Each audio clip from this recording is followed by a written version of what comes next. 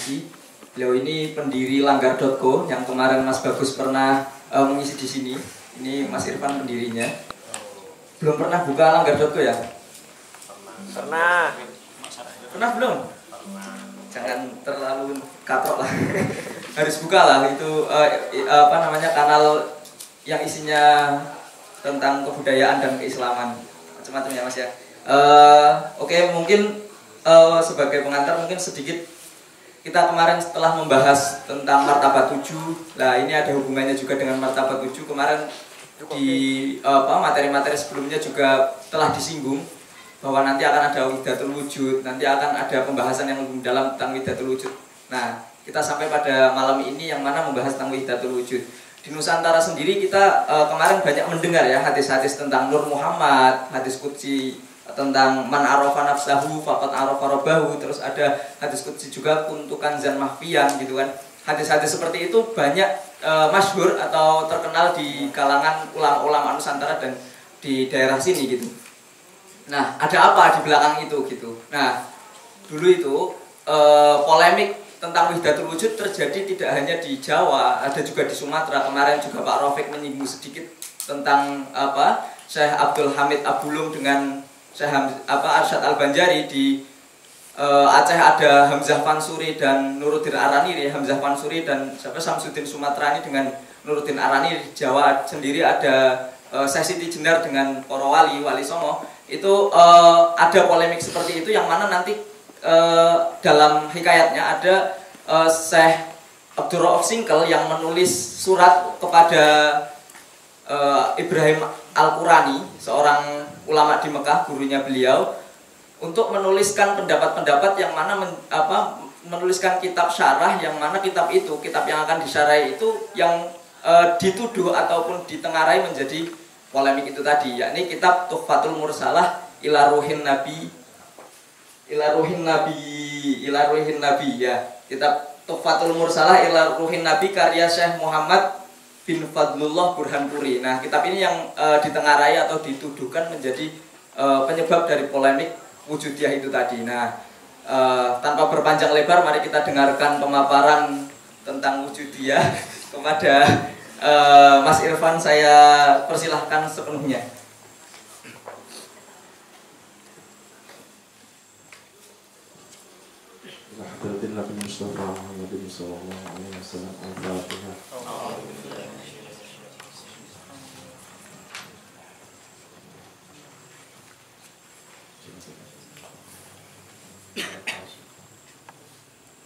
Assalamualaikum warahmatullahi wabarakatuh.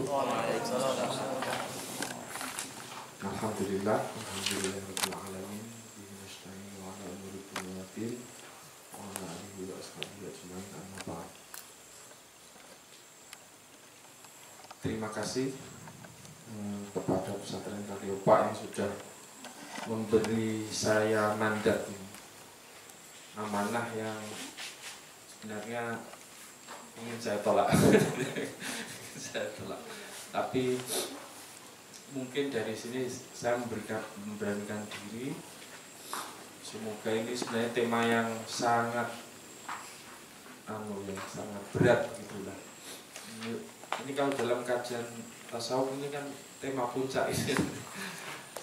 Nah, dalam konteks ini sebenarnya saya tidak pantas itu. Mungkin belum lagi ditunjang, misalnya hari-hari ini saya ada banyak acara dan mungkin belum sempat juga membuka-buka kembali buku-buku yang dulu sempat saya pelajari.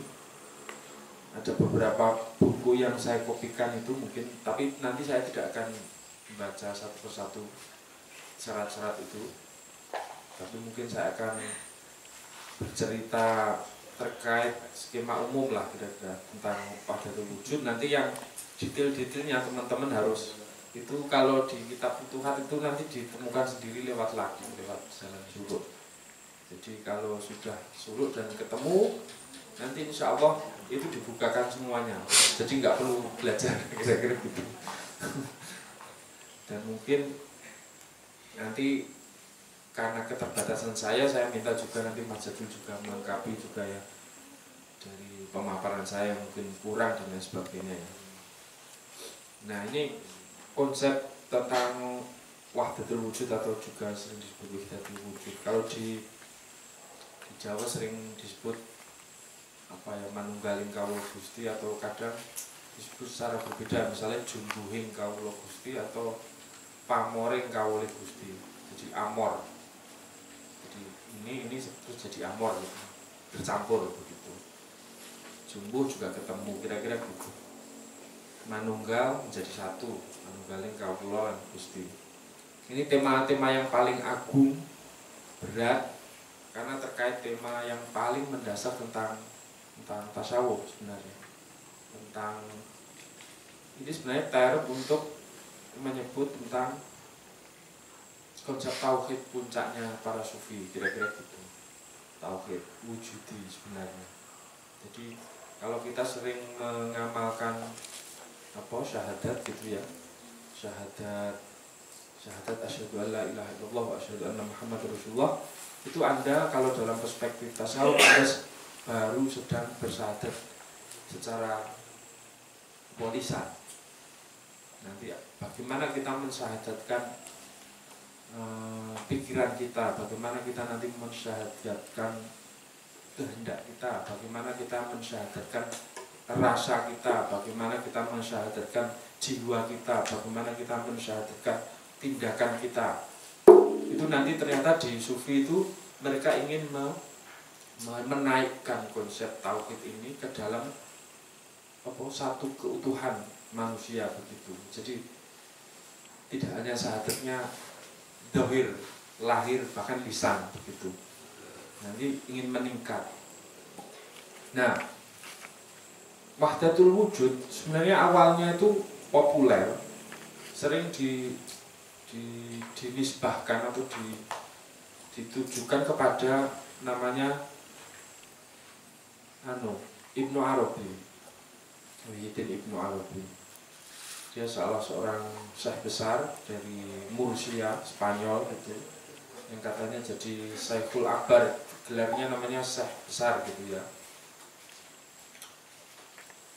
Muhyiddin itu orang yang menghidupkan agama, itu juga gelar sebenarnya. Al-Hatim At-Ta'i dari klan Ta'i.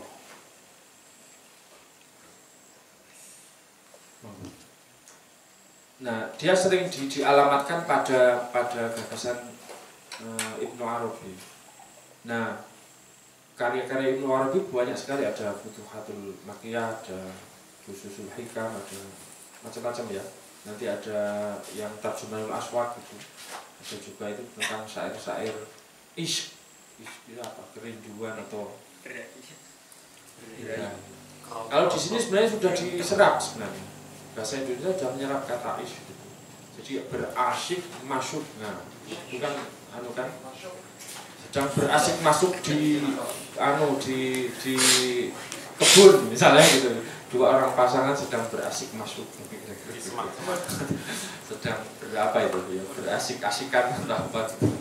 Sebenarnya banyak sekali kata kunci term Islam maupun term Al-Quran maupun term tasawuf yang sudah diserap. Termasuk misalnya kata wujud. Kata wujud itu sudah diserap dalam bahasa Indonesia dalam dua bentuk. Satu misalnya wujud, dia berwujud hantu, berwujud kotak, berwujud apa. Tapi ada juga yang berwujud, wujudnya apa gitu. Jadi diserap di bahasa Indonesia.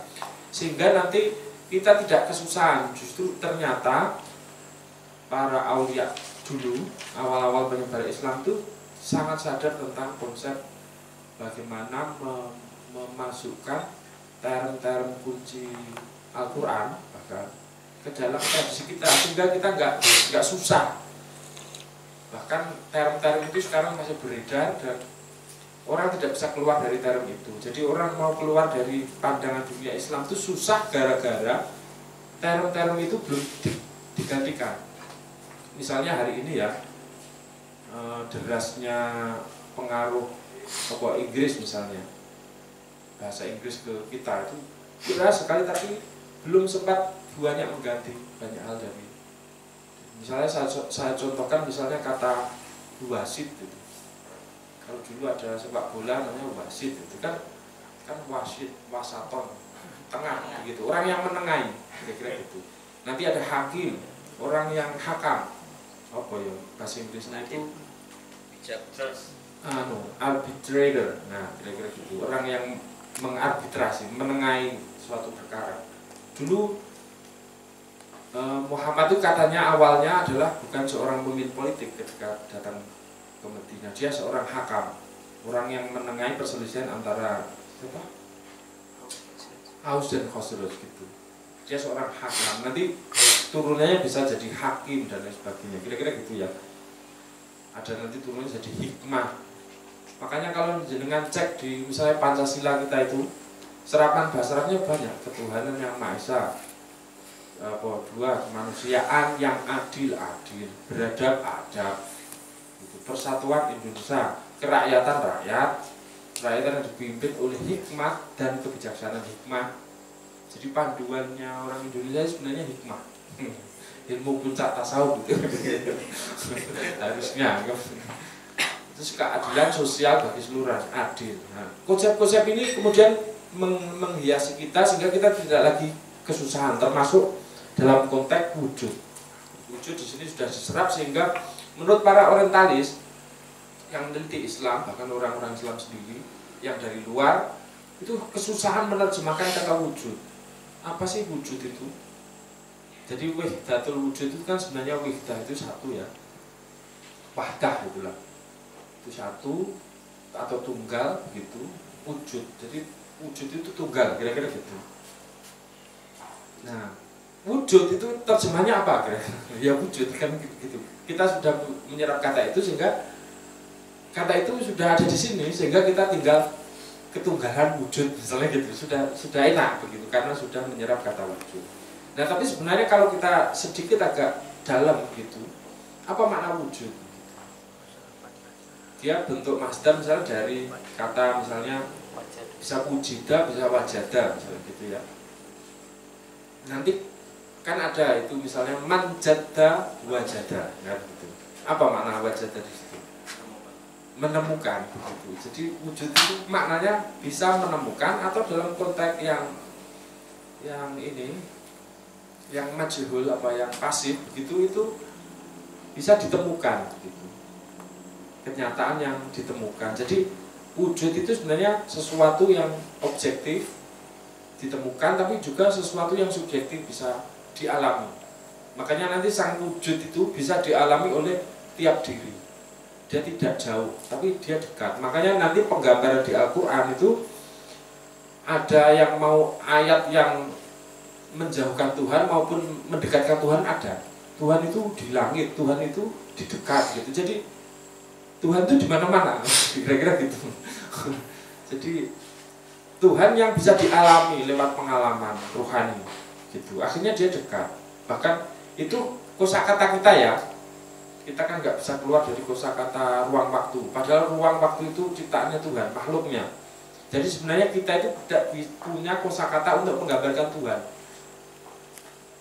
Bagaimana? Nanti kalau kita tanya Tuhan itu di mana? Itu kan pertanyaan ruang waktu. Di situ, di situ, di situ kan gitu. Itu kan benda, bukan? Masa kita nyamain Tuhan dengan benda? Jadi term kita seluruhnya itu terbatas. Sebenarnya kita nggak bisa ngomong apapun tentang Tuhan, tentang wujud. Sama sekali nggak bisa. Diam harusnya. Cuma karena ini diskusi ya harus diomongin. Harus diomongin. Nah, kita bagaimana caranya mengomongin Tuhan? Kemudian berdasarkan omongan sabdane Tuhan sendiri di dalam Al-Quran, di dalam ayat-ayatnya, di dalam hadis qudsi dan di dalam pengalaman-pengalamannya, hadis-hadis yang diriwayatkan oleh Kanjeng Nabi. Itu panduan kita, sehingga Tuhan mengatakan ikhwal, mendeskripsikan ikhwal kediriannya yang sudah muncul ke dalam Al-Quran, sehingga kita lebih mudah. Itu pun bahasa itu hanya dipakaikan untuk kita yang memang makhluk ini terbatas ruang dan waktu, sehingga ngomongnya itu kira-kira memang kerangkanya yo ruang waktu. Misalnya kayak kalau teman-teman bisa membayangkan ini, saya agak ngajak berfilsafat dikit. Misalnya kambing, misalnya kambing ini bercakap sama teman-temannya, manusia itu makannya rumput yang hijau apa yang kuning ya, gitu sama temannya. Lah dua-duanya salah, karena manusia nggak makan rumput. Nah kita itu kayak derajat wujudnya itu kira-kira adalah membayangkan sesuatu yang di atas kita. Bagaimana mungkin? Nggak mungkin sebenarnya. Makanya nanti seluruh omongan kita tentangnya itu dalam kerangka kita. Misalnya gini, siapa Tuhan? Loh, emang dia manusia? Emang dia bersosok? Kok kamu tanya siapa? Terus kalau kamu tanya, loh apa itu dia? Loh, emang dia sesuatu? Kan gitu. Jadi seluruh percakapan kita itu sebenarnya tidak sampai begitu. Tidak bisa sebenarnya. Makanya nanti metodenya di tasawuf bukan mempercakapkannya sebenarnya, mendiskusikan dengan, tapi lewat jalan ruhani. Jalan ruhani adalah nanti yang mengatakan siapa dia itu Allah sendiri, bukan kita. Makanya tugas kita hanya riyadhah ruhaniyah untuk membersihkan hati kita, cermin kita, nanti dia akan mantul sendiri ke kita. Kira-kira gitu. Prinsipnya kira-kira begitu. Jadi nanti mata yang melihat ya matanya Allah, pendengarannya juga pendengaran Allah dan lain sebagainya. Lewat jalan ruhani, lewat jalan suluk. Nah, saya ingin kembali wujud tadi begitu. Makanya nanti ada turunan kata wujud namanya wajid. Wajid itu apa ya? Wajid itu kalau bahasa Inggrisnya di Indonesia jadi ekstase. Kok kayak orang terserap gitu, keluar dari dirinya. Ekstase itu kan X itu keluar. Jadi makanya nanti ekstasi, kata ekstasi, jika kamu minum ekstasi itu kamu tidak sadar diri. Jadi kamu tidak sadar dirimu, kamu sudah bukan dirimu karena kamu sedang mabuk, sedang minum ekstasi atau aku nggak tahu dihirup ekstasi. Nah kira-kira begitu. Jadi kamu keluar dari dirimu dan kamu merasakan kamu bukan dirimu. Begitu. Nah konsep wajid itu tadi dari kata wujud tadi, kamu sedang bertemu dengan sang wujud begitu. Sambil tak minum.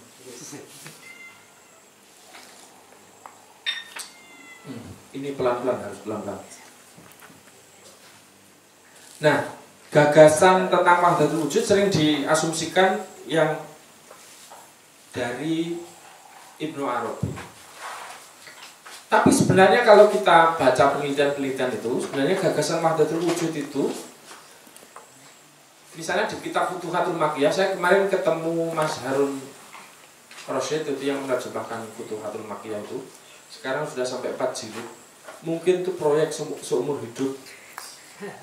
Dan satu-satunya penerjemah di Indonesia yang berani menerjemahkan Futuhat. Itu nggak ada di Indonesia. Itu Mizan itu berdiri sampai hari ini belum berani menerjemahin Futuhat. Dan belum ada. Itu saya kemarin cross check apakah di Futuhat misalnya itu ada kata wahdatul wujud. Ternyata nggak ada.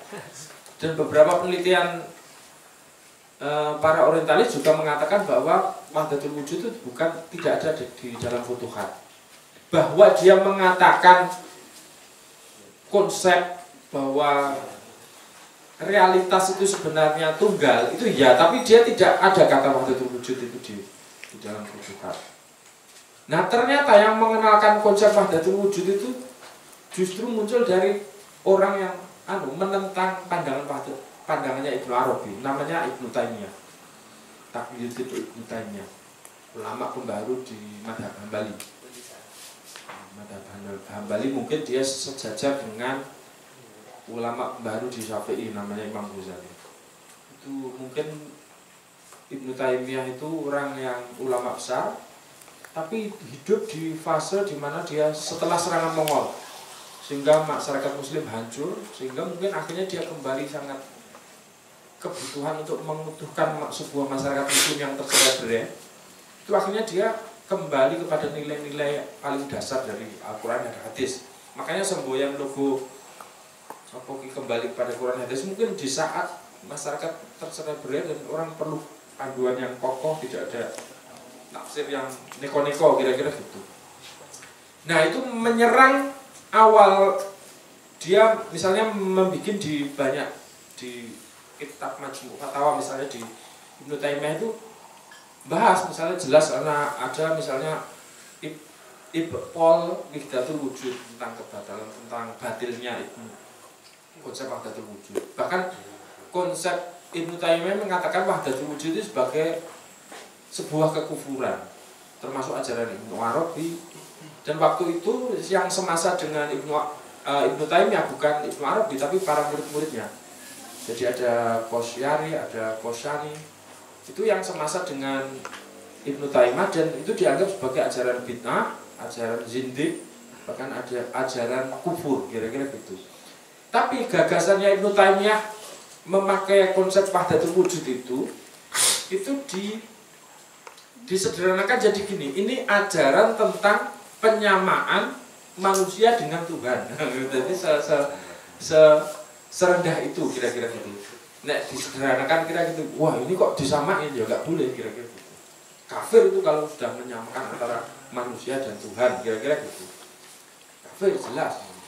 Nah itu banyak didengar. Ternyata kemarin ada tulisan itu yang riset tentang bagaimana pendapat umum secara umum gagasan tentang Ibnu Arabi atau tentang wahdatul wujud.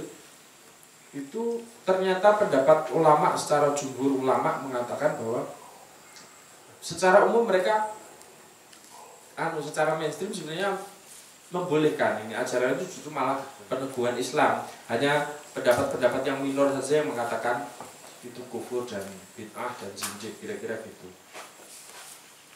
Nah dulu ini sekaligus membantah apa yang diomongkan.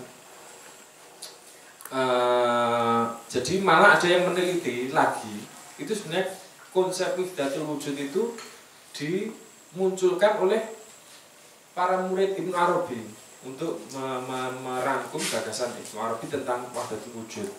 Nanti ada Sadruddin Qunawi, ada Muhyiddin Al-Jandi, Saiduddin Al-Farghani dan sebagainya. Dia pakai istilah konsep wahdatul wujud itu. Cuma dia tidak dalam pengertian sebuah konsep definitif, tapi hanya sebuah kata yang tidak bernilai teknis lah, hanya untuk menggambarkan begitu. Nah, nanti kemudian mengeras jadi istilah teknis sebuah aliran pikiran gagasan. Kira-kira justru malah dari penyerangnya, namanya Taqiyuddin Ibnu Taimiyah, kira-kira gitu. Jadi dia akhirnya kata itu muncul dalam konotasi negatifnya, kira-kira gitu. Nah sampai itu nanti membayangi seluruh kontroversi tentang wahdatul wujud ini. Nanti nyebar di Nusantara itu problemnya ini sesat atau enggak sih?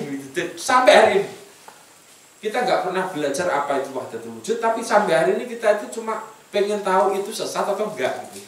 Nah di Muslim tuh kayak gitu, terus meneliti ini sesat atau enggak. Jadi kalaupun mereka meneliti tentang wahdatul wujud, kepentingannya itu ini sesat atau enggak sih? Kira-kira cuma itu. Fokusnya itu. Persis kayak orang meneliti al-khalas. Ini al-khalas ini sesat atau enggak? Jadi nggak pengen tahu gagasannya atau nggak pengen tahu ajarannya, tapi pokoknya ini sesat atau enggak gitu. Nanti kuat-kuatan bantah-bantahan terus begitu. Akhirnya warisan luar biasanya tertinggalkan. Makanya nanti bahkan Ibnu Taimiyah menyamakan konsep wahdatul wujud dengan hulul, dengan ya ittihad begitu. Disamain. Kalah sama aja itu kira-kira. Nah, kira-kira pengantarnya itu dulu. Dan padahal sebenarnya kalau misalnya Ibnu Arabi itu tidak mengatakan tentang konsep wahdatul wujud, dia tidak membuat istilah wahdatul wujud. Jika yang dimaksud wahdatul wujud itu adalah sebuah gagasan tentang kesatuan realitas, kalau seperti itu dari dulu juga sudah ada. Misalnya para sufi dulu, misalnya kayak Ma'ruf Qorki dan lain sebagainya ya, para sufi-sufi pendahulu itu sudah mengatakan hal yang kira-kira dalam bingkai wahdatul wujud itu sebenarnya mereka juga wahdatul wujud, kira-kira gitu loh. Jadi bukan pembaru, bukan yang pertama Ibnu Arabi. Misalnya di sini ada kutipan saya mencatat ini ada misalnya laisa ghairuhu ahad misalnya. Tidak ada, misalnya ada lagi, tidak ada sesuatu yang bersama dengannya kecuali dia misalnya. Tidak ada, setiap wujud adalah satu dalam realitas, tidak ada sesuatu yang bersamanya. Bahkan ada orang yang menurut saya paling ini ya, Muhammad Nuri itu. Saya pernah baca itu, saat ditanya apa itu tasawuf, tasawuf itu sejenis syirik. Dia ingin menafikan seluruh yang bukan Tuhan, padahal itu kan nggak ada. Berarti syirik. Itu kutipan yang sempat membuat saya, waduh, benar-benar menggetarkan ini. Tasawuf itu sejenis syirik karena ingin menafikan seluruh yang bukan Tuhan. Nah, padahal itu kan nggak ada. Semuanya maksudnya. Kira-kira begitu. Nah, konsep wujud ini, wahdatul wujud ini, kemudian bagaimana dia? Jadi konsep dasarnya itu sebenarnya ya, konsep dasarnya itu kira-kira realitas itu atau kenyataan atau wujud itu sebenarnya cuma tunggal secara hakiki. Jadi lalu kenapa ada yang banyak ini? Ada kamu, ada pohon, ada saya, ada dan sebagainya. Kenapa ini? Katanya tunggal kok. Ya itu cuma majazi. Kata-kata ini ya, cuma majaz, cuma metafora, cuma nggak hakiki, kira-kira gitu. Sejatinya adalah hanya tunggal, hakiki. Semuanya dari Tuhan dan akan kembali pada Tuhan. Kira-kira gitu. Nanti kalau di dalam konsep ini ya, bahwa ala kulli syai'in qadir. Jadi Tuhan mengatasi seluruh ini, realitas ini. Terus nanti fa innama tuwallu fathamma wajhu. Jadi kayak gitu. Kira-kira nanti semuanya ini sebenarnya adalah realitas tunggal. Nah, kenapa ada yang jamak ini? Itu karena ya tadi Tuhan atau Allah merasa ingin membuat ini. Nanti makanya ada tadi untuk kazan mafian fa'ababtu al-urfa tadi. Jadi akhirnya diciptakanlah bumi ini agar orang bisa rindu akan dikenali oleh sang makhluk. Jadi sudah ada objek, sudah ada subjek, begitulah yang saling mengenali. Nanti di level pengetahuan yang ini ada alim, ada maklum gitu. Ada subjek, ada objek, ada yang mengetahui, ada yang diketahui, kira-kira gitu. Jadi sudah ada pemilahan. Nah, konsep ini kemudian yang menjadi gagasan ini. Loh, kalau begitu, apakah alam semesta ini Tuhan? Nah, kan jadi orang awam jadi bingung. Ini berarti semuanya Tuhan. Gitu kan jadi bingung. Akhirnya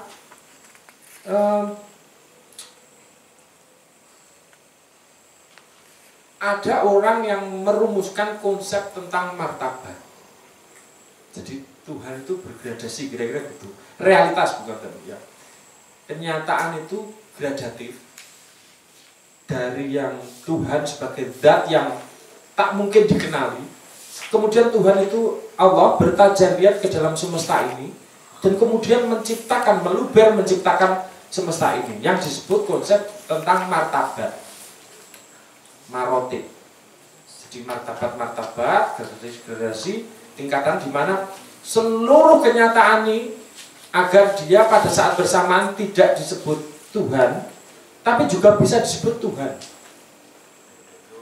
Makanya nanti ada konsep namanya martabat 7. Nanti kita akan masuk ke situ, tapi saya ingin menjelaskan skemanya secara umum dulu ya. Makanya nanti seluruh konsep kita untuk misalnya apa alam semesta, dari kata alam. Alam itu nanti terkait dengan alamat. Nah, gitu kira-kira gitu kan. Oh, itu alamatnya. Nah, kira-kira gitu. Makanya untuk mengenal alam itu pakai ilmu begitu.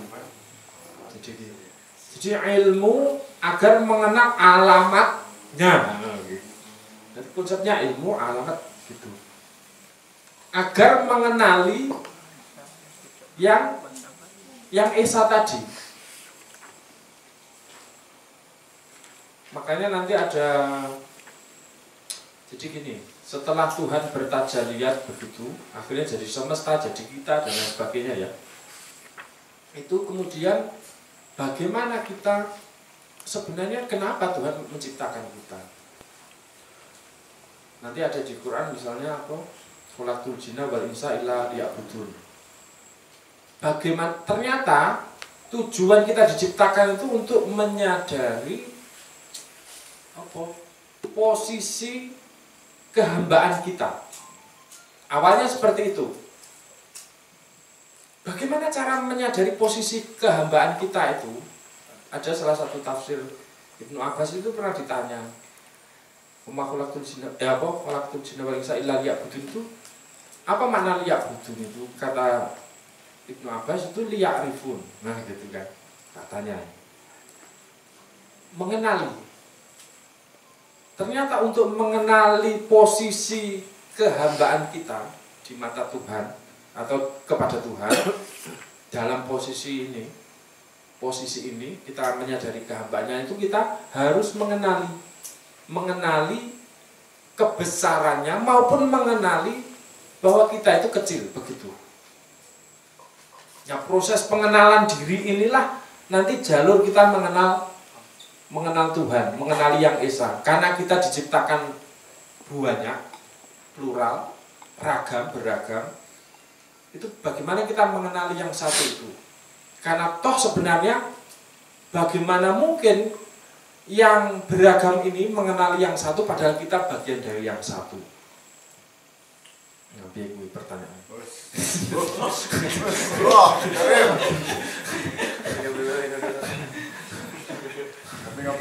Makanya nanti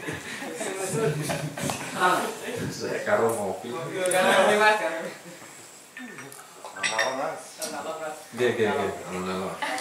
Alon-alon. Sepanang ini bos. Jadi secara hakiki kita memang hanya satu. Nah, satu itu saya bayangin satu itu bukan bilangan loh ya. Maksudnya apa ya? Jadi satu itu maksudnya gini. Jadi kalau semuanya ini dia, berarti tidak ada di luar dirinya. Jadi maksudnya satu itu bukan dia 1, 2, 3, 4 gitu loh. Nanti kalau begitu Tuhan bisa dihitung gitu loh. Ya berarti benda dia nanti. Jadi gitu loh. Kira-kira maksudnya bukan satu bilangan, tapi bahwa tidak ada yang di luarnya begitu. Ini bukan perkara hitungan, jadi 1, 2, 3 kira-kira gitu. Ya, Esa mungkin ya tepatnya. Atau tunggal. Nah, agar orang tidak kebingungan menyangka seluruhnya ini Tuhan, akhirnya konsepnya kemudian bahwa Tuhan bertajalli. Ada yang bertajalli jadi 7 martabat. Jadi mungkin teman-teman sudah tahu ya martabatnya. Ini saya bacakan saja. Jadi ada alam ahadiyah, nanti ada wahdah, wahidiyah, kemudian alam arwah, alam mithal, alam ajam, dan insan kamil. 7 ya. Nah, ini gak usah masuk yang terlalu filosofis ya Mas ya. Jadi kira-kira mungkin Tuhan itu awalnya tidak ada yang lain selain Tuhan, kira-kira gitu. Tidak ada Tuhan selain Tuhan itu sendiri. Kalau almarhum Nur Khalid Majid itu mengartikan la ilaha illallah, itu tidak ada Tuhan selain Tuhan itu sendiri. Karena ilahun kan itu. Al ilahun Allah maksudnya. Jadi ya Tuhan itu sendiri. Nah, alam ahadiyah itu ketunggalan mutlak. Jadi belum ada selain Allah. Nanti kemudian bertajalli jadi di alam wahdah. Wahdah ini jadi mulai muncul Tuhan, mulai mendiferensiasi ini. Sudah ada benih-benih antara asma, sifat, dan sifat begitu ya, yang kemudian nanti muncul namanya ini di level kedua ini, martabat kedua itu alam wahdah, dimana kalau bahasanya kira gini, ketunggalan dalam kejamaan gitu. Tapi yang kejamaan itu baru benih, tapi sudah mengandung muatan itu. Nah kemudian nanti di alam wahidiyah itu kejamaan itu kemudian sudah terdiferensiasi secara tertentu. Makanya nanti di alam awal itu nanti disebut zatnya Allah. Makanya kita tidak boleh berpikir tentang zat Allah. La tafakkaru fi apa? Fi illah ya. Nah, itu memang di level itu karena kita tidak mungkin ada bahasa yang bisa nyampe seperti saya jelaskan tadi, bahwa tidak ada sebenarnya bahasa yang bisa mengungkapkan apapun karena seluruh bahasa kita ya adalah penyamaan, menyamakan sesuatu dengan sesuatu. Jadi kita mengetahui sesuatu dari menyamakan sesuatu yang sudah kita ketahui sebelumnya. Itu namanya metafora kalau dalam konsep ini. Jadi bahasa itu pasti begitu. Jadi misalnya gini, kalimatmu itu jernih. Maksudnya apa? Kamu mengetahui bahwa ada namanya air itu jernih, terus kamu umpamakan, kamu serupakan. Oh itu seperti air jernih, bisa dilihat, kelihatan transparan itu. Jadi itu ungkapan metafora. Padahal kalau perkataan itu kan ya nggak ada jernih-jernihnya kan, bukan air. Kira-kira gitu. Jadi ungkapanmu jelas itu ya sebenarnya pandangan, bukan ungkapan. Gitu. Jadi seluruhnya ini kita mengenali lewat bahasa ini sebenarnya adalah bahasa representatif. Jadi menyamakan. Makanya nanti Tuhan itu sering diomongin sebagai laitha kamisluhu syai'un. Dia tidak punya misal baginya. Apa? Kalau di Qul-Huwallahu itu apa? Kufuan. Nah, tidak punya kufu yang sepadan dengannya. Enggak bisa kamu. Nek wong Jawa ngarane tan kena kina ya ngopo. Jadi tidak bisa diumpamakan apapun.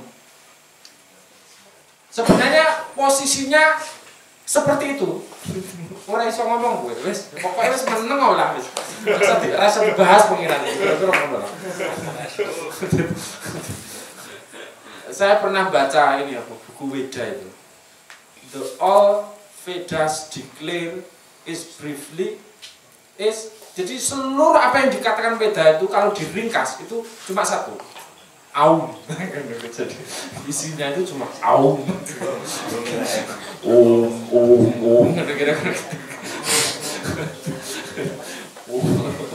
Om di sini Pak D. Yang Yesus ya jadi Bapak, yang sini Om. Jadi Bapak Om. Nah sebenarnya tidak ada kata, tapi pada saat bersamaan Tuhan mengatakan sendiri, laisa kamitslihi syai'un wa huwas samiul basir. Apa maksudnya? Dia itu maha sami, mendengar, basir, melihat.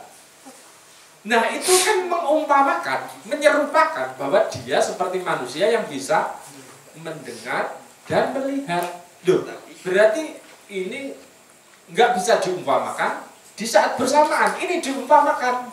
Loh ini apa maksudnya ayat Al-Quran ini?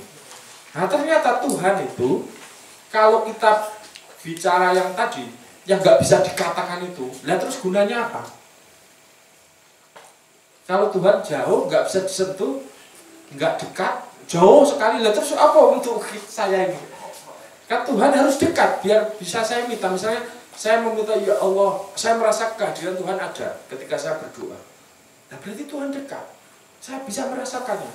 Tuhan sedang menolong saya. Nah itu. Akhirnya Tuhan dalam konteks ini terasakan, dialami. Misalnya, ya tidak harus orang religius. Misalnya kamu jualan tempe gitu ya.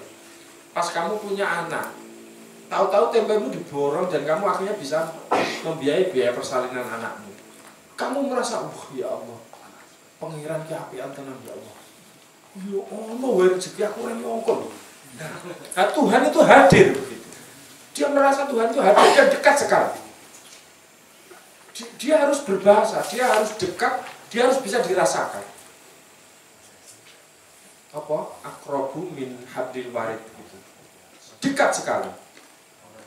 Tapi pada saat bersamaan dia itu jauh mengatasi yang bisa kita pikirkan tentang Tuhan. Makanya ada konsep namanya nanti ada tanzih, ada tasbih ya. Jadi Tuhan itu satu, tanzih, nggak bisa, sudah nggak bisa transenden, nggak bisa digambari. Kita tidak mungkin ngomong tentang dia, tidak mungkin membicarakan dia. Tapi di saat bersamaan dia tasbih, dia diserupakan, dia dekat, dia hadir di sini. Makanya nanti kalau jenengan baca Karen Armstrong itu isinya sejarah Tuhan itu sebenarnya isinya Tuhan itu dijauhkan dan didekatkan. Kalau semakin jauh nanti didekatkan, kalau terlalu dekat dijauhkan, gitu kira-kira gitu. Soalnya misalnya kasusnya terlalu dekat nanti Yesus dianggap Tuhan. Nah itu kan kedekatan itu dijauhkan lagi kira-kira gitu. Bukan itu. Tapi kalau terlalu jauh ya nggak ada gunanya, harus didekatkan gitu. Makanya konsep kita hidup itu harus tadi bahkan jikapun Tuhan itu ini Allah itu dia harus selalu dihadirkan dalam setiap momen kehidupan kita. Ada dalam konsep filsafat itu namanya epifani. Orang harus justru malah menghadirkan. Kalau orang-orang Nusantara itu sering gini kan, kalau ketemu apa gitu ya, itu malah sering ini. Apa-apa dikaitkan dengan nya. Kok ya pangeran Yapian. Padahal nggak tahu kita ada hubungannya atau enggak. Yang penting ada unsur Tuhan di situ. Gitu. Nah itu sudah benar. Misalnya kamu dapat istri, kebetulan ya jelek misalnya gitu ya. Atau suami dapat atau istri dapat suami jelek gitu ya. Biar adil maksudnya. Musibah itu. Ya piye Mas mau jenenge jodoh. Jodoh itu maksudnya ngei pangeran. Akhirnya Tuhan itu hadir. Dihadirkan. Ono terpaksa. Nek karepe belum pengene ayu. Sugih. Seneng aku. Ngono kuwi kan pengene belum. Lah pengene togo kan beda.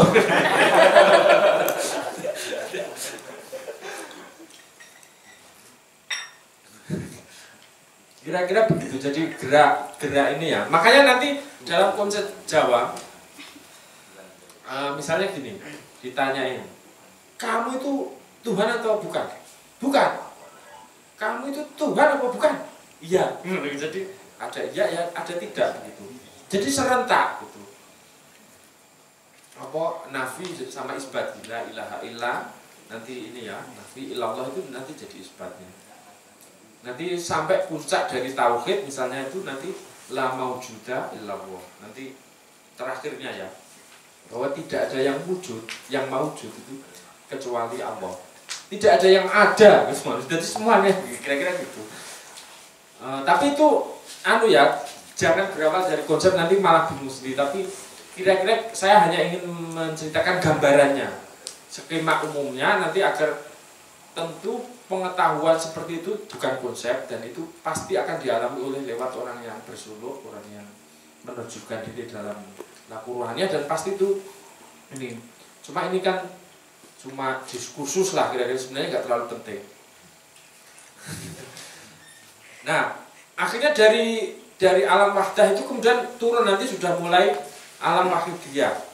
Itu nanti mulai jadi tadi yang pertama itu la ta'yun. Jadi enggak kenyataannya itu enggak bisa digambarkan kira-kira gitu. Tapi pada berikutnya nanti sudah mulai muncul asma sifat gitu.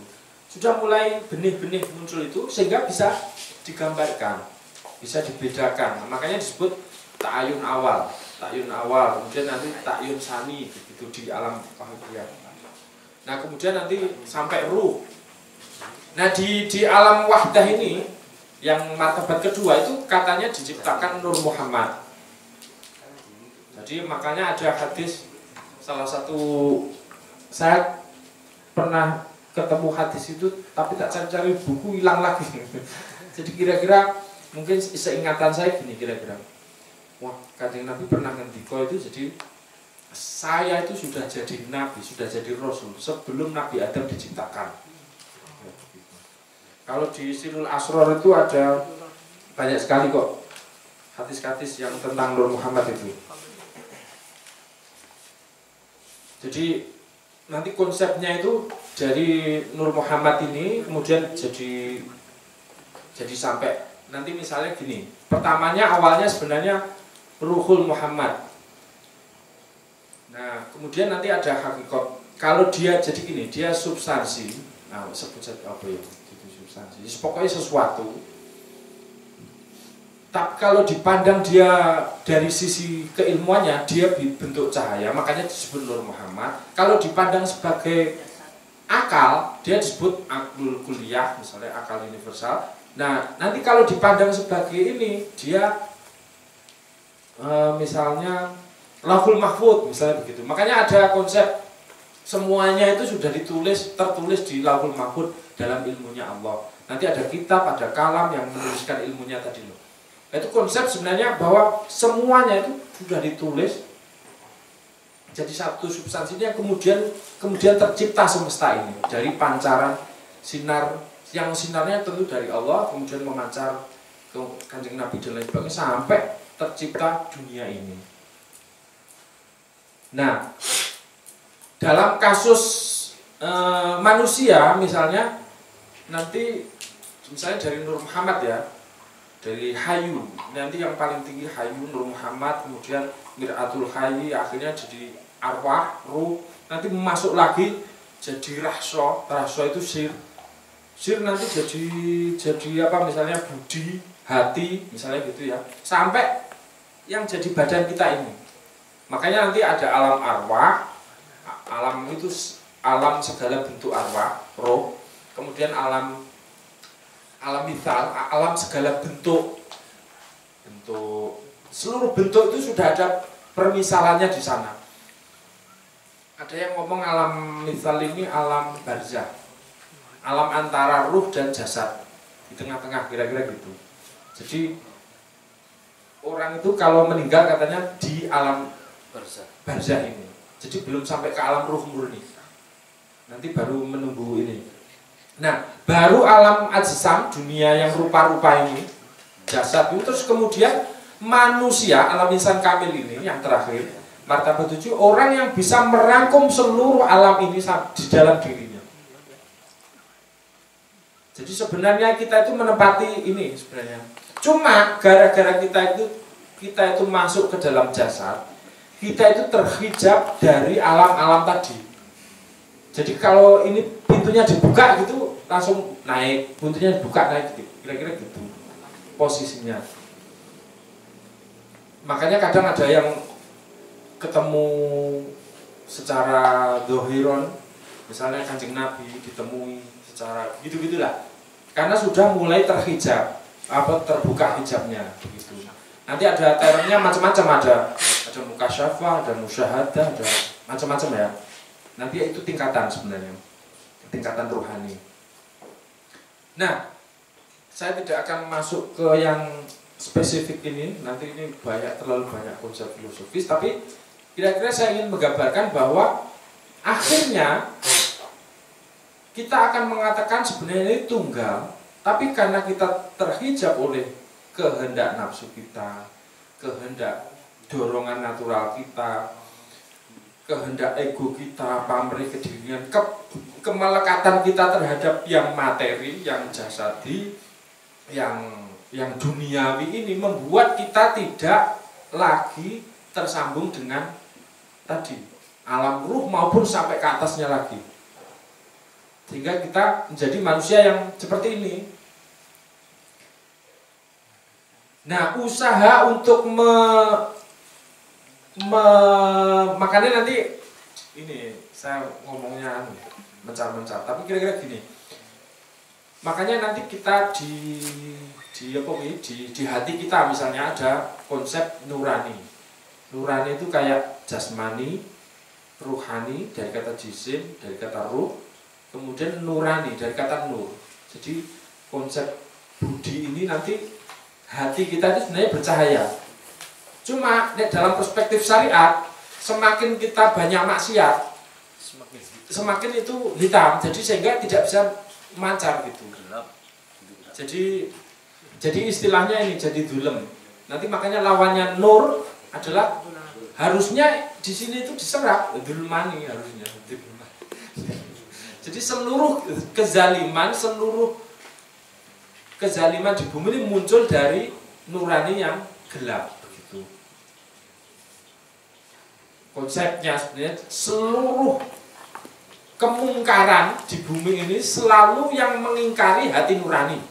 Sesuatu yang bertolak belakang dengan hati nurani. Jadi Muslim itu, agama Islam sebenarnya bukan ini. Jadi agama Islam itu hanya membenarkan apa yang sudah ada dalam secara fitri dalam dirimu, yang fitrah. Jadi manusia itu secara hakiki itu berkecenderungan pada yang hanif, yang fitrinya itu secara fitri itu hanif, lurus menuju pada Tuhannya atau bercahaya macam-macam ya. Cuma dia sifatnya itu apa ya? Enggak sabaran, gampang putus asa, pengennya cepat, enggak pakai usaha begitu.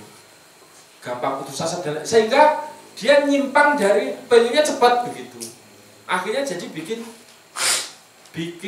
maksiat itu ma'asyi ya, apa membangkang begitu. Membangkang dari kehendaknya Tuhan. Dari kehendak dorongan yang nurani tadi sebenarnya, yang pancaran yang pengennya lurus, pengennya belok, soalnya biar cepat gitu loh. Sehingga terus akhirnya kotor sehingga nurani kita menjadi kotor. Makanya kemudian sebenarnya manusia itu tanpa bimbingan kitab suci, orang pasti sudah bisa mengenal yang baik dan yang buruk dari nuraninya. Cuma gara-gara kebanyakan maksiat akhirnya nuraninya kotor sehingga dia susah mengenali. Nanti menilai baik buruk itu dari kesenangannya, sesuai keinginannya begitu. Akhirnya perlu dikasih panduan bernama Al-Quran agar orang seiring biar kembali. Jadi Al-Quran itu hanya membenarkan apa yang ada, yang secara fitri ada dalam diri kita. Makanya nanti Islam selalu terkait dengan kemanusiaan. Tidak, bahkan program terakhir Islam itu kira-kira hanya untuk wujud itu, keutuhan kemanusiaan. Makanya nanti konsepnya dalam tasawuf puncaknya adalah insan kamil. Insan kamil itu sebenarnya manusia sempurna ya, kamil. Cuma saya kok lebih ingin menerjemahkan manusia yang utuh. Jadi bisa mengutuhkan seluruh potensi dalam dirinya sehingga dia kembali suci dan merepresentasikan tadi pancaran Allah yang ada di sini, kemudian dia memancarkan kebaikan seperti yang hak. Begitu. Nah, apa kemudian signifikansinya ajaran wahdatul wujud untuk Nusantara sebenarnya? Konsep martabat itu dijelaskan, di breakdown. Itu sebenarnya tujuannya apa sih? Jadi puncak ini kita tahu-tahu kayak gini tuh pengen apa? Jadi sebenarnya ajaran ini adalah menyadari bahwa kita disuruh mensyahadatkan satu, kita diminta mengenali bahwa ini adalah yang terjadi di dunia ini adalah af'al, sifat, namanya Allah, dan kita mensesuaikan keadaan wujud diri ini agar sesuai dan menangkap yang wujud tadi, yang merupakan tajalliyatnya Allah. Makanya nanti konsepnya berilmunya agar mengenali yang Allah, yang hak, entah bentuk tajalliyatnya Allah di bumi ini, itu kita menyesuaikan secara wujudiah kekitaan kita. Jadi perubahan wujud dalam diri. Misalnya dari mulai yang masih maksiat, enggak maksiat, begitu kira-kira gitu. Nanti kalau secara wujud ruhani maupun jasadi itu berubah, mendekat kepada yang wujud, nanti dengan sendirinya kita akan bergabung dengan sang wujud. Makanya dia bisa mencerminkan, kalau dalam istilah ini kan dia bisa mencerminkan yang hak. Artinya apa makna manunggaling kaulo Gusti adalah kita sudah manunggal dengan sifat, asma-nya, af'alnya bahkan nanti. Jadi kira-kira misalnya kalau Tuhan itu yang maha mengasihi, kita itu orang yang paling mengasihi.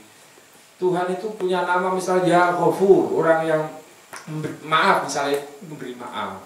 Terus nanti Tuhan itu orang yang adil, kita itu orang yang adil, begitu. Kira-kira gitu. Jadi sudah manunggal sehingga kita bisa menjadi manusia yang menjadi bayangannya Tuhan, menjadi wakilnya Tuhan di muka bumi ini. Konsepnya makanya khalifatullah. Khalifatullah itu dicapai dengan cara mengubah wujud kita mendekati wujudnya Allah, kira-kira gitu. Karena toh kita ini ya Allah. Maksudnya kita itu adalah tajallatnya Allah, kira-kira begitu. Biar enggak salah paham. Subhanallah. Akhirnya kita bisa memancarkan sifat asma dan ininya. Contoh saudara yang dulu kita di langgar-langgar itu sering diajari gini. Allah wujud kita mbako mukhalafatul hawadisi qiyamu binafsihi wadaniyat kudrat iradat ilmun hayat. Nah itu kan jumlahnya kan 20. Itu sebenarnya sifatnya Allah. Tapi sebenarnya seluruh sifat itu secara potensial bisa dimiliki oleh manusia. Dan itu tidak ada makhluk-makhluk Allah yang bisa mewakili sifat-sifat itu, tapi secara potensial tidak semuanya. Kalau manusia bisa semuanya, termasuk nama-nama. Misalnya gini, saya ingin menyebutkan misalnya ayam itu kan hidup, ya kan? Artinya dia mau mewakili sifat ya hayu, sifat hidup misalnya. Hayun, hayan. Tapi dia nggak mungkin berilmu. Nah gitu. Lah manusia bisa. Dia nggak mungkin berilmu. Dia itu ngitung aja salah. Kemarin saya sudah cerita. Anak ayam itu misalnya 5, kamu ambil 1, nggak kerasa dia. Soalnya nggak bisa ngitung. Gitu. Pokoknya masih banyak gitu loh. Jadi dia berdasarkan cerapan. Kalau dalam penelitian antropologi itu ada yang sering iseng-iseng gitu. Misalnya anak burung itu berapa? Misalnya udah banyak. Kamu colong 1 itu udah enggak. Karena dia nggak punya konsep simbol yang bisa menjumlah gitu. Jadi hanya cerapan jadi lihat gitu. Dia hilang 1 gitu juga nggak tahu. Makanya satu-satunya makhluk yang bisa memanifestasikan namanya. Jadi bukan maksudnya Tuhan Adam telah diajari nama-nama, itu maksudnya ini kerupuk, ini bukan gitu, kasih Nabi Adam nanti diajari uang ini. Maksudnya dia bisa diajari seluruh namanya, kira-kira gitu, nama-nama Allah yang bahkan dia bisa menjadi representasi namanya, memancarkan nama-nama Allah. Kadang saya guyonan itu ya, mohon maaf mungkin kalau lah ini dibul maksudnya diajari ngomong dibul, kira-kira gitu.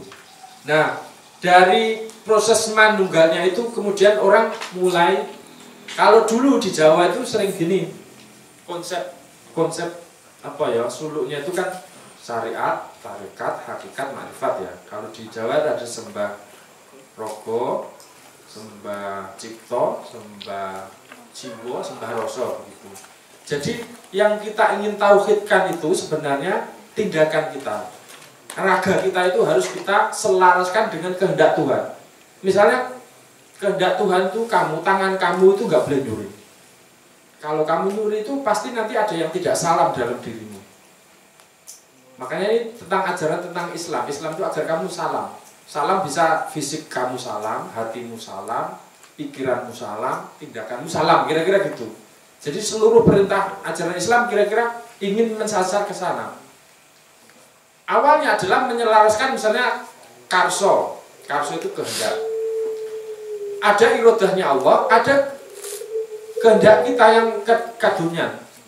Ya tadi misalnya pokoknya kalau nggak sama dia aku nggak mau. Itu kehendak kita. Dan pengennya langsung jadi. Misalnya saya pengen punya rumah itu pokoknya sekarang, kalau bisa secepat-cepatnya, kalau bisa yang paling baik. Nah gitu, keinginannya egois. Nah keinginannya Tuhan nggak kayak gitu. Itu sebenarnya bisa merusak kamu. Itu membuat kamu nggak salam nanti. Tapi kita kan ngengkel. Nggak peduli sama salam-salam itu apa. Yang penting pokoknya terpenuhi gitu loh. Nah akhirnya kehendak kita itu nggak pernah bertauhid. Begitu konsepnya. Akhirnya nanti dikasih kegagalan dan kesuksesan.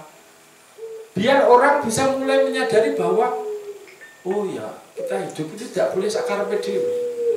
Lah kalau misalnya gini, sana doa biar diturunin hujan, yang sini doa biar nggak diturunin hujan. Nah kalau tiap orang berdoa untuk kepentingannya sendiri-sendiri, nanti tabrakan di atas itu. Tuhan bingung, ini kok sana pengen ini yang mau dipenuhi yang mana dulu? Yang petani pengen di hujan, yang mimpi yang dapat manten pengennya nggak hujan begitu. Akhirnya dari keinginan-keinginan itu nanti orang diminta untuk menyelaraskan kehendaknya. Makanya sebenarnya konsep doa itu menyelaraskan kehendak kita dengan kehendak Tuhan.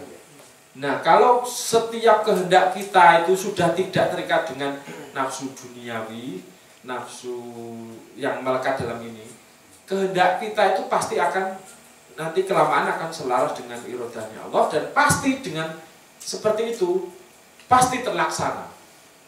Jadi nggak usah, wong itu sudah sesuai. Kalau sudah sesuai dengan kehendaknya Allah, siapa yang mau mencegah? Pasti terlaksana dan pasti terkabul. Makanya dulu ada istilah cipta dadi. Cipta dadi itu perusahaan kabar. Nah itu, kemudian pikiran kita atau akal kita itu diminta untuk mengenali, terlepas dari aspek-aspek ini, aspek-aspek pamrih, egoisme, kemudian kepentingan individu, untuk mengenali kenyataan. Pikiran itu berguna agar kita mengenali yang hak dan yang batil. Cuma gara-gara kita pamrihnya itu pengennya, keinginan itu kayak gini. Pengennya kasusnya itu kayak gini agar soalnya kalau nggak gini nanti merugikan saya, kira-kira gitu. Jadi akhirnya dia memandang kenyataan ini sesuai dengan keinginannya. Akhirnya tidak bisa objektif, akhirnya kebenaran dan kebatilan itu menjadi samar, bolak-balik, kira-kira gitu. Nah, tugas sahadat pikiran itu tadi mengenali yang batil tanpa secara bahasa sekarang mungkin secara objektif begitu ya, tapi itu kurang bagus. Kira-kira keinginan pikiran yang tidak lagi mengenali kenyataan dari perspektif yang ini sesuai nafsunya, sesuai hawa nafsunya, sesuai pamrihnya, kira-kira gitu. Nanti pikiran, kemudian nanti jiwanya juga selalu gitu, jiwanya sudah enggak bergejolak, tapi sudah tenang sesuai dengan selalu diisi orientasi bahwa hidup ini akan ke pulang, tujuannya adalah lillah, ridho ilah dan lain sebagainya. Nanti terakhir sir kita akan mendukung nanti rasa kita. Sir yang paling dalam itu yang dari Allah, ketika hijab-hijab itu sudah teratur dan kita akan dipandu, jadi dari sinar di sini memandu hidup kita. Makanya dulu ada istilahnya apa nama-nama kita itu cahyo budi. Nah, jadi budi itu sebenarnya cahaya. Nanti nur cahyo, nah, misalnya gitu. Cahyo sudah cahyo nur lagi. Cahyo molo, nah, gitu. Sebenarnya itu panduan di dalam sini. Sebenarnya sudah jadi nama-nama kira-kira. Yang itu sebenarnya panduan dalam diri. Makanya dulu ada hadis kursi itu ini. Akal dalam diri manusia itu sebenarnya adalah Rasul yang memandu dirinya. Kalau dia jernih, dia akan bisa memandu hidup ini bertindak baik dan buruk. Karena nanti ayat itu tidak hanya kauliyah, tapi kauniyah dan ayat diri kan. Bahwa kalau kamu bisa mengenali dirimu, kamu akan bisa memandu ini. Makanya di dalam Ihya itu kemarin saya buka sekilas gitu. namanya riyadhah ruhaniyah itu sebenarnya adalah menggosok ini cermin hati. Ya, jadi apa? Menghilangkan dorongan nafsu-nafsu kita, kendalikan seperti puasa kayak gini. Nanti itu hati kita itu semakin jernih dan dengan sendirinya dia akan memancarkan cahaya ketuhanan dan itu akan memandu hidup sebenarnya gitu, untuk menjalani hidup. Nah, itu makanya konsep tentang tauhid. Jadi tauhid secara keutuhan dalam diri sehingga kita menjadi bisa mencerminkan akhlaknya Allah, kira-kira gitu. Jadi tujuannya adalah menciptakan manusia yang tadi bisa mencerminkan sifat dan asmanya Allah, akan afalnya nanti juga. Tujuan dari, jadi capaian dari tadi konsep tentang wahdatul wujud itu bukan untuk kita itu jadi isoman bukan, kira-kira hasilnya adalah yang penting itu sebenarnya adalah bagaimana orang itu innama bu'istu liutamima makarimal akhlak. Terakhirnya itu akhlak, puncaknya kira-kira gitu. Kenapa diajarkan ajaran tentang satu tunggal wujud dan lain sebagainya, itu ujungnya sebenarnya itu bukan apa-apa. Ujung pelajaran akidah. Benar ya. Ujungnya pelajaran akidah.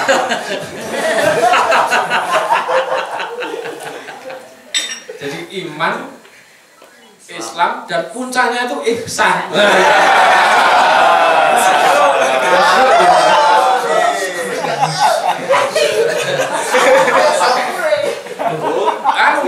Jadi puncak apa? Syariat, thariqat, hakikat, ma'rifat. Nah, ma'rifat itu namanya irfan.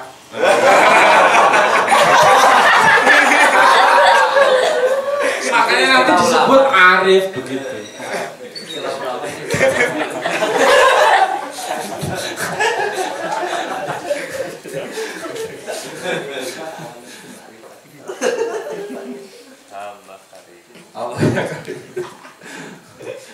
Sepertinya ya, itu dulu nanti kita eksplorasi dalam ruang diskusi yang semoga nanti saya bisa lebih masuk lagi dari pantikan pertanyaan dari teman-teman.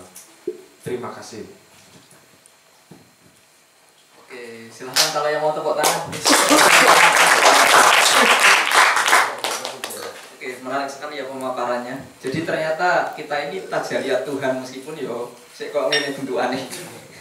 Ya mungkin saya akan sedikit ya kita itu sebenarnya sudah terbiasa untuk membaca. Kalau teman-teman yang suka dibaan, berjanjian, yang hobi. Nah, karena dibaan itu sebagai hobi, bukan lagi rutinitas yang menyenangkan gitu kan.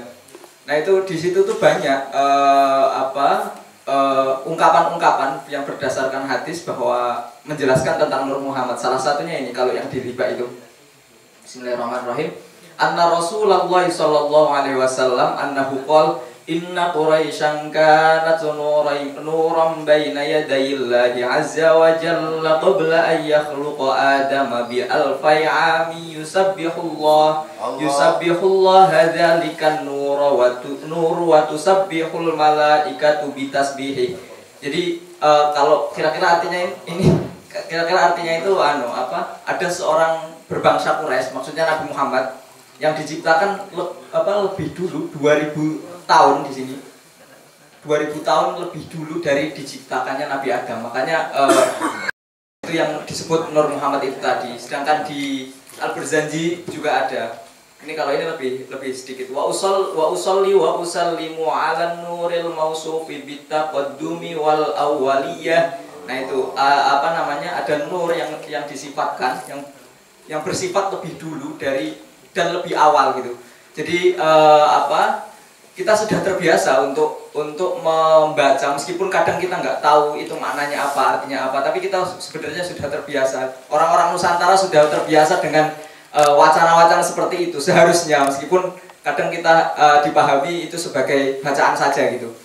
Nah, tadi juga Mas Irfan telah menyinggung tentang term-term bahwa di Nusantara itu sudah banyak term-term yang menyerap dari Wahdatul Wujud, term-term keislaman yang mana imajinasi orang Nusantara tidak bisa keluar dari Islam itu, gitu ya Mas Irfan ya. Mungkin langsung saja ke pertanyaan, nanti setelah pertanyaan beberapa teman-teman yang mau bertanya. Setelah itu kemarin yang mau membaca puisi. Ya, nanti setelah teman-teman bertanya sebelum Mas Irfan menjawab, puisinya dibacakan ya. Kemarin belum jadi ya, kasihan kan. Oke, monggo yang mau bertanya. Nanti ya langsung ini, langsung dibaca. Monggo. Ada lagi yang mau bertanya selain Masnya, monggo ya. 2, ada lagi 3. Monggo. 3 dulu, oke. Puisi. Assalamualaikum. Ya, nama saya Kiki. Saya ingin bertanya. Jadi gini, tingkatan manusia itu kan ada 3, Basar, Nas, sama Khalifah. Nah, Khalifah itu apa bedanya sih sama insan kamil? Nah, itu pertanyaan pertama. Yang kedua itu ada bedanya nggak sih ilmu sama pengetahuan? Kan kalau ilmu dalam bahasa Inggris kan science, terus kalau pengetahuan kan knowledge gitu. Ya, cukup itu. Assalamualaikum warahmatullahi wabarakatuh.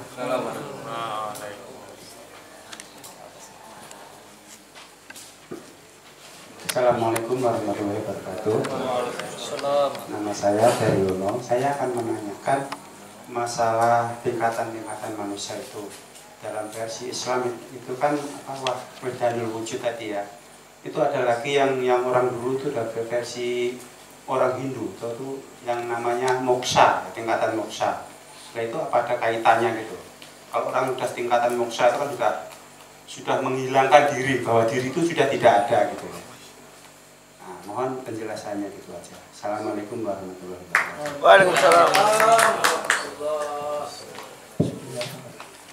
Assalamualaikum warahmatullahi wabarakatuh.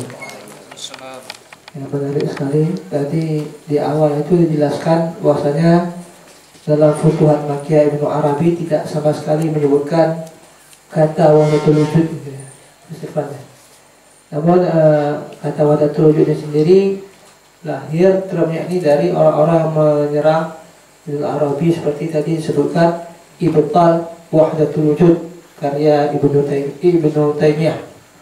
Ya, sebenarnya kalau kita lihat sebenarnya kita terjebak dengan kosakata dan tren aja sebenarnya. Walaupun ya sepertilah Islam Nusantara prakteknya Wahdatul Wujud segala macam ya kan. Tapi sebenarnya jalan memahami itu kan sudah diciptakan seperti akidah 50, sifat 20 ya, wujud kita bakal seperti itu ya, dia tadi. Namun dari Ibnu Taimiyah sendiri kan menciptakan suatu konsep memahami tauhid yang lain ya. Kita tahu ada rububiyah, uluhiyah, asma wa sifat. Nah, ini sendiri lahirnya konsep ini untuk menangkal wahdatul wujud atau aspek politisnya atau memang ingin menciptakan tandingan konsep wacana lain seperti itu. Oke, itu dulu dari saya. Assalamualaikum warahmatullahi wabarakatuh. Sebelum kembali ke Mas Irfan, kita dengarkan puisi dulu ya.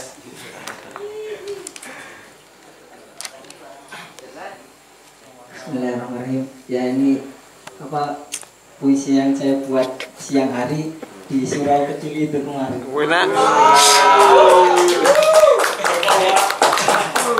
Mas tolong gini sebentar ya. Jadi ini berangkat dari kegelisahan saya berangkat dari Gresik ke Jogja. Kadang seseorang butuh koma dan halaman. Berseberangan, ia menuntaskan takdirnya bukan hanya di situ, tempat suci itu. Kadang seseorang butuh koma dan halaman. Dalam pelarian, ada peralihan jarak sementara waktu. Kadang seseorang butuh koma dan halaman. Disunyikannya keramaian itu, ditimbunnya di dalam keramahan itu.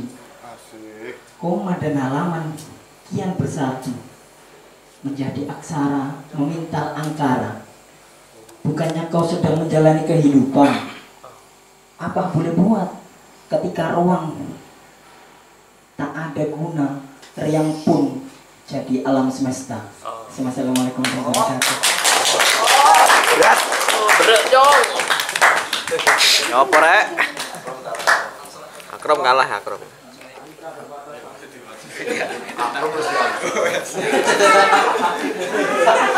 Nanti teman-teman yang mau membaca puisi disiapkan ya. Nanti masih ada sesi kok. Santai sampai pagi. Santai Kro, masa kalah sih? Oke siap. Yang pertama pertanyaannya beda khalifatullah fil art itu kan. Manusia kan khalifatullah fil art dengan insan kamil itu bedanya apa? Yang kedua ilmu dengan pengetahuan itu bedanya juga apa? Terus yang ketiga dari Mas Daryono, tingkatan manusia itu kan tadi ada apa martabat lalu ihdatul wujud. Terus ada juga moksa kalau di Hindu itu ya. Itu gimana perbedaan dan hubungan mungkinnya? Yang selanjutnya terakhir konsep tauhid lain yang dicetuskan oleh Taqiyuddin Ibnu Taimiyah itu sebagai bentuk itu sebagai apa? Tandingan atau apa gitu, asma sifat rububiyah dan lain sebagainya itu. Mungkin langsung saja monggo. Nggak tahu saya bisa menjawab tidak. Pertama tentang khalifatullah ya, khalifah wakil Allah di bumi. Ini sebenarnya ada, menurut pemahaman saya, sependek pemahaman saya itu di dalam Al-Quran itu ada dua konsep yang menurut saya saling bertegangan, bukan bertegangan ya, berbeda kira-kira gitu. Ada satu namanya abad, dua namanya khalifatullah. Kalau kita sebagai murni sebagai abdun itu persis kayak hamba itu, kayak budak lah. Jadi apa keinginannya Tuhan kita jalankan begitu. Tapi Allah punya kehendak lain bahwa Dia bisa mencerminkan apa sifat dan asmanya Allah. Salah satu sifat Allah itu misalnya al-musawwir, al-khaliq begitu, ar-razik dan lain sebagainya ya. Di mana orang bisa menuruti abdun, levelnya mungkin secara ini sebagai hamba ya, itu menjadi orang yang baik sesuai dengan prinsip-prinsip syariat kalau dalam konteks syariat. Tapi ada juga orang yang dituntut lebih sebenarnya. Misalnya kita punya sifat, kita itu bisa mencipta sebenarnya. Kamu bisa bikin kursi kan? Bisa. Nah, kita diminta peran lebihnya untuk, jadi nanti kalau abad itu pasif, khalifah itu aktif gitu. Jadi karena sifat Allah itu juga aktif nanti. Aktif dalam pengertian dia bisa membantu meng-create tatanan semesta ini menjadi lebih baik. Wa ma arsalnaka illa rahmatan lil alamin. Dia bisa mencipta wal takum minkum ummatan yad'una ilal khairi. Jadi ada segolongan kelompok diminta untuk beramal ma'ruf dan nahi mungkar, di mana dia diminta untuk menata kehidupan ini seperti Tuhan menata kehidupan ini. Jadi itu fungsi lebih. Makanya tidak semua orang dalam gradasi yang lebih ini ya, tingkatan begitu, tidak semua orang mampu. Karena dia tidak bisa memanifestasikan semuanya. Misalnya ada orang yang bodoh begitu, tidak berilmu kan begitu. Makanya nanti ada tingkatannya abid, ada arif misalnya gitu-gitulah. Jadi meningkat, alim misalnya gitu. Jadi ada ungkapan misalnya tidurnya orang berilmu itu lebih mulia daripada misalnya ibadahnya orang bodoh misalnya gitu. Jadi memang ada tingkatan berbeda, di mana orang yang punya peran lebih ini dia bisa menjadi wakil Allah di sini untuk menata hidup ini begitu. Nanti apa? Jadi orang-orang yang berilmu itu ditingkatkan darajatnya, derajatnya.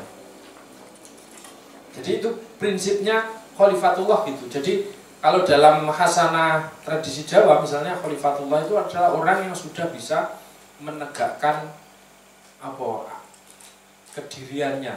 Diri itu maksudnya dirinya Allah ya. Apa? Jadi gini, persepsi kita itu sebenarnya kenapa kita itu merasa punya diri? Karena kita itu penuh dengan tempelan keduniaan. Misalnya saya itu terkenal, saya itu yang bikin pondok ini, saya itu yang memimpin bangsa ini, misalnya gitu. Jadi itu kan sebenarnya diri yang muncul dari kumpulan nafsu sebenarnya. Nafsu. Jadi gimana ya? Misalnya ada istilah ini, kullu nafsin dha'iqatul maut. Setiap diri, nah, kan nafs. Jadi tapi itu diri yang sebenarnya diri yang semu. Diri yang terkait dengan nafsu begitu. Nafsu untuk jadi ini, nah orang itu biasanya memupuk diri yang ini. Jadi kesadaran dirinya, misalnya buku saya dipinjam gitu, nggak dikembaliin, saya marah karena merasa saya memiliki ini. Saya merasa punya diri yang memiliki sesuatu sehingga saya marah. Nah ini biasanya yang dipupuk orang. Misalnya saya kepala desa datang nggak dihargai, saya marah begitu. Karena merasa punya diri bahwa diri yang beridentitas, identitas bahwa saya kepala desa dan harus dihormati begitu. Itu yang kita pupuk. Semakin kita memupuk diri yang kayak gini, diri yang sejati kalau istilah orang ini, kita sudah serap itu, diri dengan D besar itu, kemudian menjadi terhijab, tertutupi, sehingga kita nggak bisa tegak sebagai diri. Karena kita membesarkan diri yang semu tadi, nafas-nafas yang sebenarnya tidak, itu muncul dari dorongan natural diri maupun dari nafsu-nafsu kita. Sehingga kalau seperti itu, dia tidak mungkin jadi khalifah karena sudah dirinya yang utuh tadi, diri yang jejak tadi ditutupi, dibunuh malahan. Sehingga dia nggak bisa menerjemahkan kemahabesaran Allah, dia tidak bisa menerjemahkan kerahiman Allah, kerohmanan Allah, begitulah kira-kira. Sehingga program rojakna min jihadil asghar ila jihadil akbar itu kan sebenarnya itu menegakkan kedirian kita yang ini sebenarnya tugas nanti agar kalau dalam konsep khalifatullah dia bisa menebarkan rahmat. Kalau dalam bahasa Jawanya mewayu hayune bawono. Jadi dia bisa ikut mempercantik dunia ini. Jadi ayu, jadi cantik begitu. Jadi karena dia sudah jumeneng sebagai pribadi. Makanya di keraton dulu ada konsep jumeneng noto kan, melihat tugu golong giling, maksudnya alit. Jadi alitnya sudah tegak di sini sebagai diri, sehingga dia karena sudah berhasil dalam sebuah perang besar tadi, perang melawan nafsu tadi, senopati ing Ngalogo. Jadi dia jadi panglima yang sudah berperang dan kemudian menaklukkan hawa nafsunya, sehingga dia bisa tegak sebagai diri, sebagai jumeneng, sebagai noto, sebagai raja. Raja maksudnya apa? Raja dirinya sendiri. Akhirnya dia Sayyidin Panotogomo, pasti dia akan bisa menjadi panglima sayyidnya agama, jalan hidup ini, jalan kebenaran hidup ini, dan sehingga dia bergelar khalifatullah. Orang yang bisa merepresentasikan, orang yang bisa menata bumi ini, bisa memangku bumi ini, bisa menjadi pakunya buwono dunia ini, bisa jadi gitu. Jadi tujuan kita itu sebenarnya tugasnya di sini, di dunia ini. Jadi jangan kan ada orientasinya yang sangat personal, pengen ketemu Tuhan, habis itu kayak Buddha itu loh, atau Kanjeng Nabi itu dari Mi'raj pulang juga akhirnya menata hidup. Bukan wah ini sudah enak, ini sudah di sini aja gitu. Kan pengennya gitu, nggak balik-balik nggak apa-apa. Padahal tugasnya di sini. Tugasnya adalah memperbaiki, kita punya misi untuk memperbaiki tadi, memperbaiki hidup. Karena dengan cara itulah kebesaran Tuhan bertajaliat pada semesta ini, agar sifat-sifatnya itu manifest dalam kehidupan, yaitu lewat manusia begitu. Karena makhluk yang lain hanya bisa merepresentasikan bagian-bagian. Nah, insan kamil itu ya tadi orang yang sudah mencapai level khalifatullah tadi. Nah, kalau abad mungkin di bawahnya, jadi ada unsur aktif pasif begitu. Terus apa ilmu ya? Sebenarnya ilmu itu semuanya ilmu Allah, kira-kira gitu. Jadi akal itu pemberian Allah, mata itu pemberian Allah. Jadi dia mencerap sesuatu yang juga benar. Misalnya gini, saya menangkap kursi ini ya kursi, kan benar gitu. Jadi itu pasti ilmunya Allah sebenarnya, kira-kira gitu. Karena kita masih diberi mata, itu ilmunya Allah. Terus kemudian rasio. Misalnya saya bisa menghitung jumlah sebesar 1000. Yang sebenarnya kalau dicerap secara indrawi itu susah ditambahin, tapi karena kita punya akal kita bisa mensimbolisasikan sesuatu sehingga ini berjumlah 1000.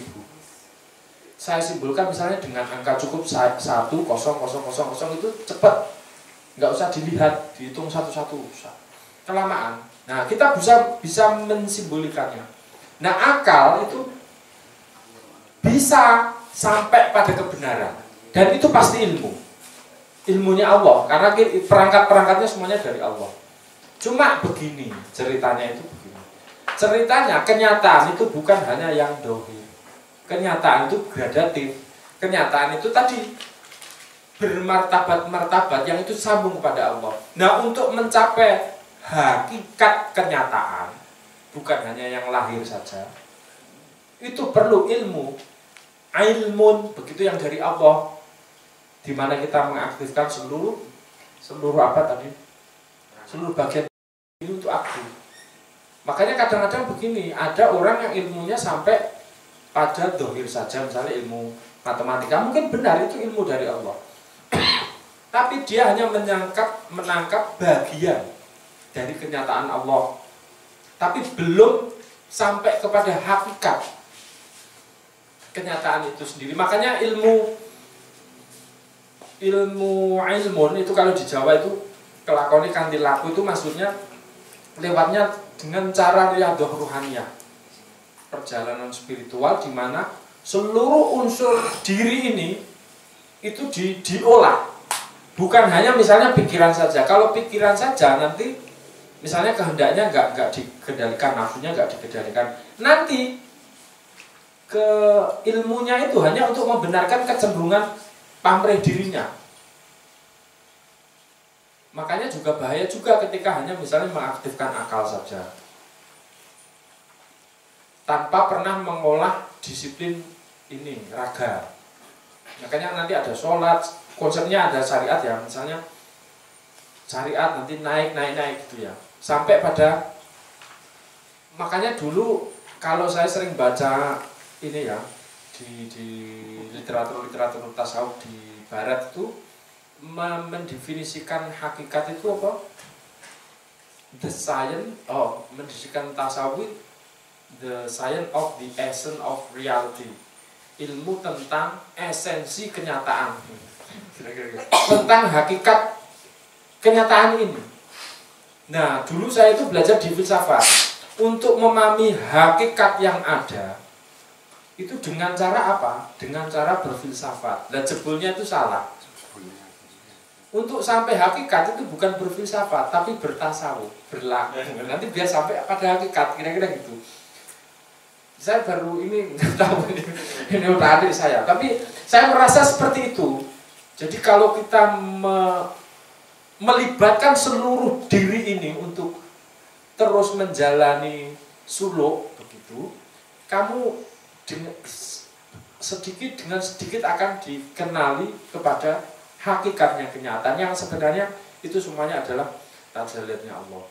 Kira-kira gitu. Jadi ilmunya itu akhirnya meningkat, gradatif, meningkat. Bahwa ilmu ya mungkin ini juga ilmu. Awalnya dari misalnya serapan indera itu tahu, misalnya begitu ya. Meningkat jadi konsep lebih abstrak namanya sains gitu.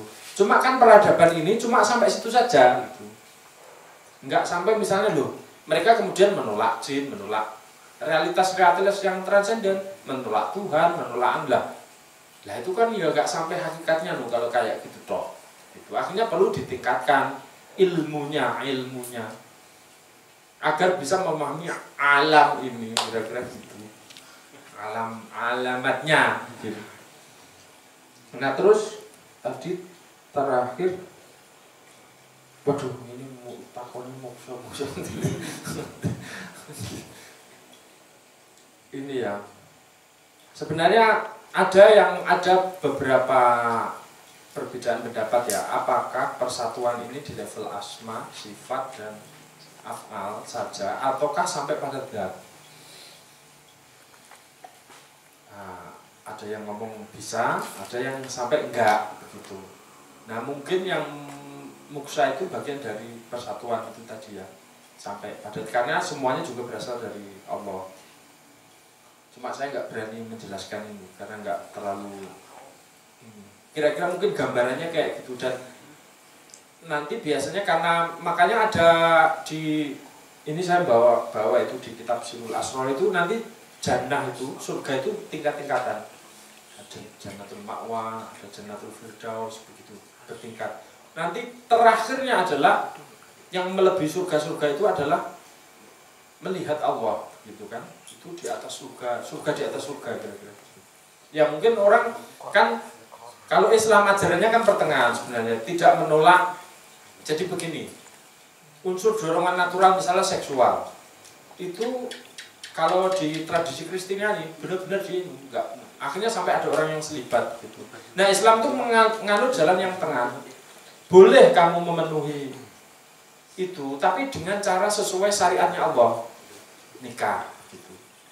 Jadi Islam tidak berpretensi untuk menghilangkan nafsu. Islam hanya mengaturnya yang disesuai diridhoi oleh Allah. Karena hidup itu kalau nggak punya nafsu nggak hidup nanti. Misalnya kamu nggak punya nafsu makan, ya itu nikmat Allah. Jadi misalnya kita makan apa?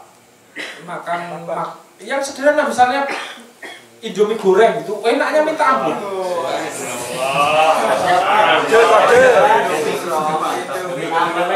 Jadi itu nggak usah ditolak-tolak, wong itu nikmat kok. Asal nanti nggak berlebihan, makanya diatur. Makanya ajaran Islam itu selalu yang bikin kita selamat. Misalnya tadi nikah boleh gitu ya. Misalnya ada perintah, misalnya kamu jangan berlebihan. Kalau kamu sudah berlebihan itu nanti nggak salah. Misalnya kamu dilarang apa gitu ya, misal dilarang mencuri itu bukan apa-apa, nanti nggak salah kamu. Entah perasaan jiwamu, rohanimu, entah fisikmu, entah macam-macam itu nggak salah nanti. Jadi Islam tuh mengajari kamu untuk salam. Nah masalahnya manusia itu kan memang pada secara fitri memang berkecenderungan pada salam, tapi pada saat bersamaan dia pengen ma'asyi, punya potensi secara kudrah itu dimungkinkan untuk membangkang. Ya itu memang dari sananya, desainnya kayak gitu. Jadi memang nggak apa-apa. Itu kan sempat protes toh iblis itu, loh kamu mau menjadikan khalifah kayak gini yang akan menumpahkan darah dan lain sebagainya. Udah kamu diam aja. Saya itu kamu nggak tahu apa yang kurencanakan, kira-kira gitu. Jadi memang desainnya begitu. Dia punya kudrah untuk berbuat buruk dan baik. Gitu. Jadi misalnya kamu itu bisa memilih antara ke sarkem atau ke masjid. Yeah.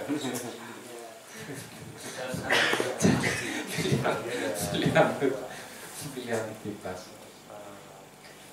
Nah, saya nggak pengen menjawab yang ini, itu nanti diskusi ya personal aja. Nah kira-kira begitu ajaran yang inilah tengah-tengah. Jadi makanya tidak ingin menolak yang ini nafsu nanti. Nafsu itu cukup makanya nanti ujungnya nanti kemudian masuk surga yang masih kita bayangin, metaforanya masih kayak kita hidup di dunia. Misalnya ada susu yang mengalir, ya itu kan kenikmatan-kenikmatan dunia sebenarnya. Karena di dunia ini tidak kita tolak, tapi sesuai dengan takarannya syariatnya Allah. Kira-kira gitu. Makanya nanti ada Allahumma anta salam wa minka salam wa alaika ya apa?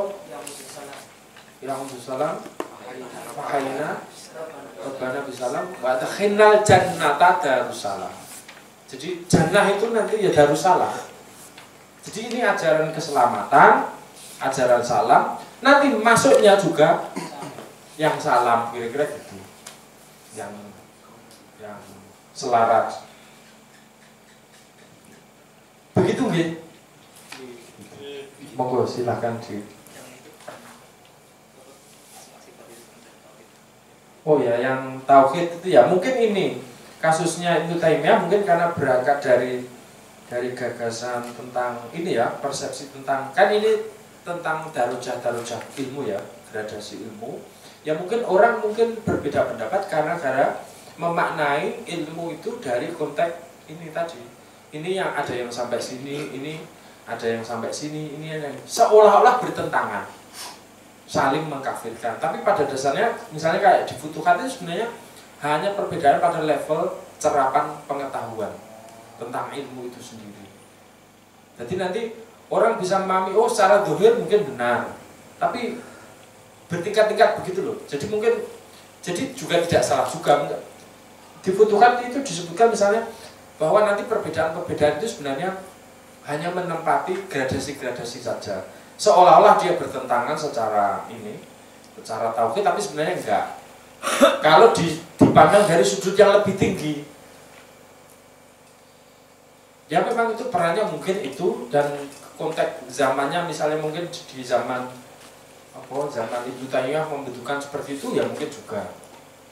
Mungkin juga pemahamannya lebih ke tingkat penekanan yang lebih syar'i, sehingga pertimbangan manfaatnya untuk umat memang capaiannya untuk mengenali kenyataan itu segitu, ya sudah segitu aja. Walaupun misalnya dengan cara dia mengatakan ini sesat, bid'ah gitu, ya nggak masalah, itu kan mungkin cerapan terhadap hakikat inilah, hakikat kebenaran itu sendiri.